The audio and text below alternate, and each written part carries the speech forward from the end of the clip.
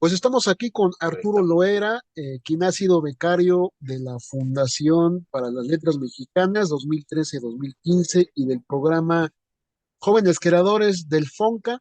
Es autor de los libros El Poema Vacío, Cámara de Giselle 2013, Retórica del Llanto, un montón de piedras que mereció el Premio Binacional de Poesía Pellicer Frost 2017 y bueno, actualmente está presentando este poemario titulado Algunos sueños sobre el capitalismo del Fondo de Cultura Económica bajo el sello Tierra Adentro y pues le damos la bienvenida a Arturo Loera que nos va a hablar sobre pues esta serie de poemas que pues concluimos que tiene varias temáticas y está pues bastante interesante, ya está disponible en las librerías. ¿Cómo estás? Muy, muy bien. Muchas gracias por la invitación, y por la presentación. Y aquí estamos pues, para platicar del último del libro y de lo que salga, ¿no?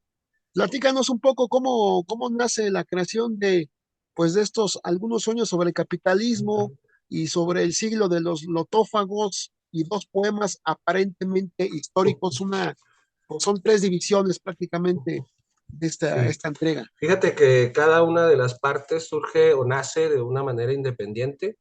Esto quiere decir que cada una de las partes se escribió en temporadas diferentes. Por ejemplo, te puedo decir, el siglo de los lotófagos empezó a escribirse en el 2013, Los sueños sobre el capitalismo en el 2018, 2019. ah, y los últimos, los poemas aparentemente históricos son como los más recientes en tiempo de pandemia. Entonces es un libro que se ha forjado como en varios años, que no pensaba ser un libro como tal, al menos al principio, pero que ya después fui viendo ciertos hilos conductores, y se centraron en la idea precisamente como el capitalismo como contexto, ¿no? Vi que se reflejaban, que había una esencia compartida entre esas tres series de poemas, en esos tres apartados, y pues luego vino un trabajo, a mí me gusta llamarlo, robándoselo a otro poeta, un trabajo de curaduría, ¿no? De ir armando el libro como un rompecabezas. Y pues este fue el resultado, la verdad. Te digo, son poemas de varios años, pero que comparten una esencia en común, que es el contexto en el que vivimos y nos encontramos. Me llamó mucho la atención la división que haces de primero, segundo, tercer sueño sobre el capitalismo, ¿no? Que es como una serie de poemas que tienen que ver sobre esta temática. Sí, sí, claro. De hecho, esa serie estaba pensada como ser una serie independiente, pero ya luego repensando y analizando el libro o el proceso como tal, me di cuenta que pues tenía que complementarse con otros, ¿no? Para no quedarse tan solo y no ser a lo mejor algo tan cansado al momento de la lectura, pero puedo llamarles, esos sueños sobre el capitalismo son como los pilares y los núcleos que llevaron a la conformación del libro en general, ¿no? La temática tiene también que ver con lo individual y lo cotidiano.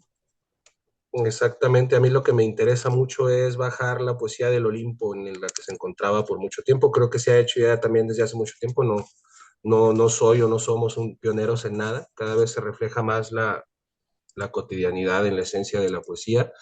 Y no solo es retratar o ver esa cotidianidad, al contrario, es cuestionarla, burlarse y criticarla un poco, porque no, también hay que aceptarlo o enunciarlo de esa manera.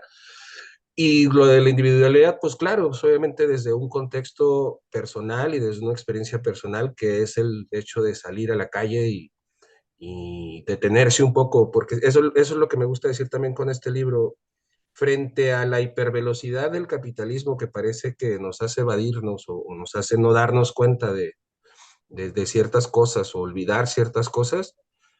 Para mí fue un ejercicio de detenerme, observar, discutir, dialogar y por un momento no serle útil al sistema en el que nos vemos envueltos, ¿no? Y mi respuesta ante esa batalla fue con la poesía.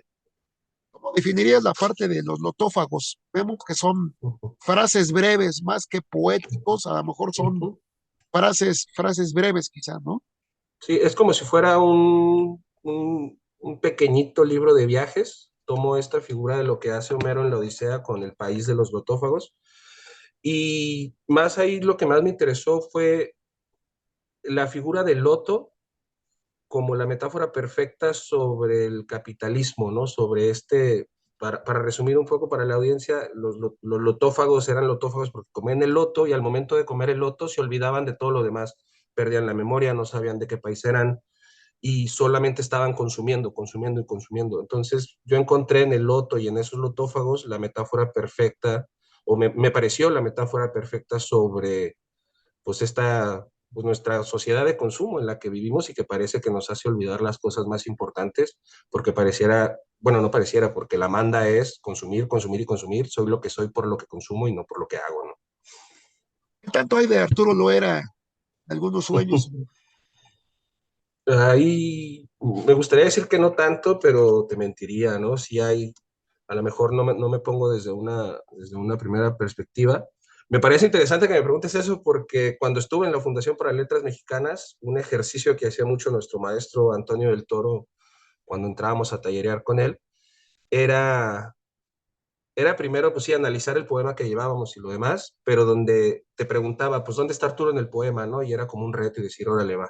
No porque tuviera que el poema hablar solamente de ti ni nada, sino dónde está Arturo, dónde está esta visión o dónde está la experiencia. Y cuando llevabas un poema y llegaba a ver algo de ti en el poema, ponía el dedo en el verso y de ahí no lo soltaba y hasta le ponía limón a la herida, ¿no? Para, órale, aquí está, de aquí va a salir algo. Entonces, quieras o no, pues eso fue desde 2013, cuando viví en la Ciudad de México. Eh, Quieras o no, es algo que no me he podido desprender tan fácil, ¿no? Esa enseñanza. Y sí hay algo de la experiencia, de mi experiencia, desde la abstracción de la realidad y desde tratar de compartirla desde la individualidad, como bien dijiste ahorita, que pues represento y soy, ¿no?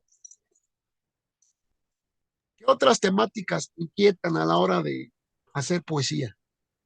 Fíjate que varían, depende de cada proyecto y en cada libro trato de hacer algo diferente en la medida de lo posible. Trato de que un libro no se parezca a otro, a veces se consigue, a veces no, o que un poema no se parezca a otro. A veces se consigue, a veces no, porque se tiene un tono y un estilo, pero se trata. Y te podría decir que los intereses recientes van desde el capitalismo como contexto que se presenta en este libro. Tengo ahí un libro inédito, por ejemplo, que se titula Deep Blue, que habla básicamente toma como núcleo la última partida de ajedrez que jugó Gary Kasparov con la máquina de IBM en el 97, 99 creo que fue, y cómo en ese momento fue como el principio de esto del hombre contra la máquina, ¿no? Que ahora por la inteligencia artificial sabemos que está mucho más desarrollada, eh, pero tomo como núcleo ese, entonces surgió por un interés del ajedrez.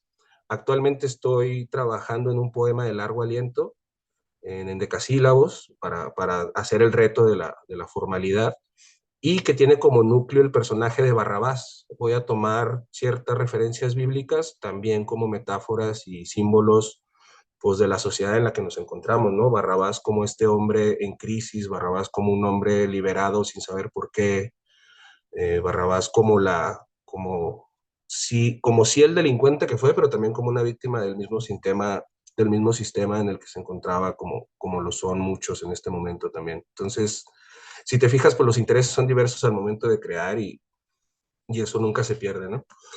De hecho, los intereses son diversos en tus letras y precisamente cierras con esta referencia a la batalla de Waterloo, ¿no? Después de Ajá, Waterloo claro. es un texto pues, más histórico.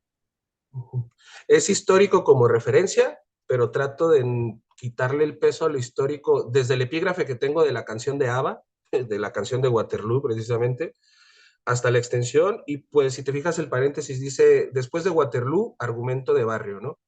Uh, sabemos que habla un mariscal en el poema, que es el mariscal que acompañó a Napoleón en Waterloo precisamente, pero esa experiencia de guerra la traslada a un barrio, ¿no? Al barrio incluso en el que yo vivía en ese momento y fue retratar como el caos.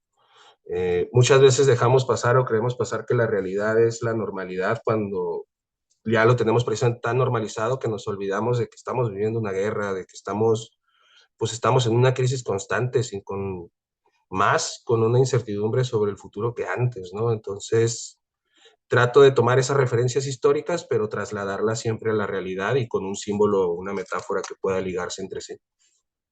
¿Te gustaría escribir novela?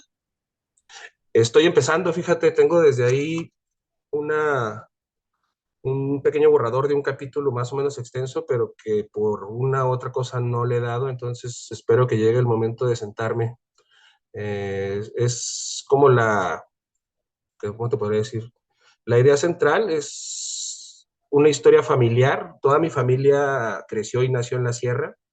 Incluso a mi abuela le tocó fundar un pequeño pueblo cerquita de un pueblo que se llama Los Frailes, y por todo el movimiento maderero y por todas las cuestiones del vergel y la madera en aquellos tiempos, que realmente llegaron a fundar pueblos solamente pues por un contexto económico, ¿no? Y de progreso y desarrollo, y cómo la perspectiva de mi abuela y 5 mujeres viviendo sola en la sierra en los, ¿qué te gusta? En los 70s, 80s, más o menos, pues me parece muy interesante. No quiero que sea una biografía literal, o sea, obviamente hay cosas que voy a ficcionalizar, pero es como el núcleo donde nace y espero, no tengo prisa, pero sí espero irle dando pronto a la novela. ¿Pensaste en algún tipo de lector con algunos sueños sobre capitalismo? Como tal, no. Yo creo que un maestro en la universidad decía, cuando el escritor le pone punto final al texto, el texto ya no le pertenece. Entonces el lector que llegue siempre va a ser un lector interesante al momento de llegar a la lectura.